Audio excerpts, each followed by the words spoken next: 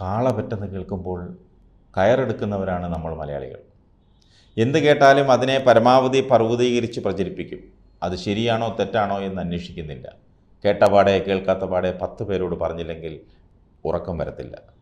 അതുപോലെ തന്നെയാണ് ചില ഓൺലൈൻ മാധ്യമങ്ങളും. കേട്ട പാതി കേൾക്കാത്ത പാതി പൊടുപ്പും തൊങ്ങലും ചേർത്ത് വാർത്തകളാക്കി പടച്ചുവിടും.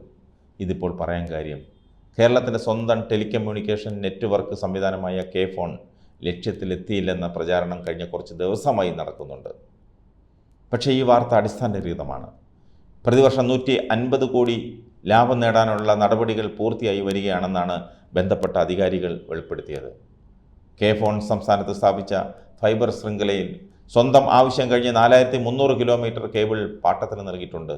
ഇതിലൂടെ നിലവിൽ 5 കോടിയുടെ വരുമാനമുണ്ട്. ഇത് 10,000 കിലോമീറ്ററിൽ എത്തിക്കാനുള്ള നടപടികൾ തുടരുകയാണ്. ഇതിനായി വിവിധ കമ്പനികളുമായുള്ള ചർച്ചകൾ പുരോഗമിക്കുകയാണ്. പ്രതിവർഷം 50 കോടി രൂപ ഇത്തരത്തിൽ ലഭ്യമാക്കാനാണ് കമ്പനി ലക്ഷ്യമിടുന്നത്.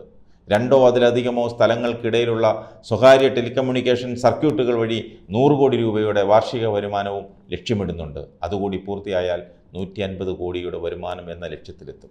നിശ്ചിത ബാൻഡ് വിഡ്ത്തിൽ സേവനദാതാവിൽ നിന്ന് നേരിട്ട് ഇൻ്റർനെറ്റിൽ ലഭ്യമാക്കുന്നതിന് ഒട്ടേറെ അപേക്ഷകൾ ലഭിച്ചിട്ടുണ്ട്. ഇത്തരത്തിൽ 34 കണക്ഷനുകളും നൽകിക്കഴിഞ്ഞു.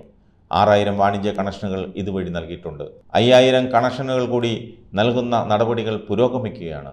കെ ഫോൺ വഴിയുള്ള ഇൻ്റർനെറ്റ് താരിഫ് താരതമ്യേന കുറഞ്ഞതായതുകൊണ്ട് ആവശ്യക്കാർ ഏറെയാണെന്നും അധികൃതർ പറഞ്ഞു.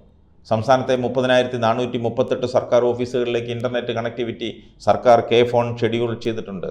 ഇതിൽ 28,634 ഓഫീസുകളുമായി ബന്ധിപ്പിക്കുകയും 21,214 ഓഫീസുകളിൽ പ്രവർത്തനക്ഷമമാവുകയും ചെയ്തു.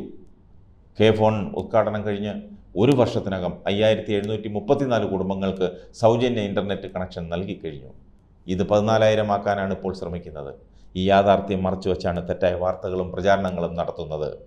പിണറായി സർക്കാരിനെ പരമാവധി ഇകഴ്ത്തിക്കെട്ടാനും പരാജയമാണെന്ന് വരുത്തി തീർക്കാനുമാണ് ഇക്കൂട്ടർ ശ്രമിക്കുന്നത്.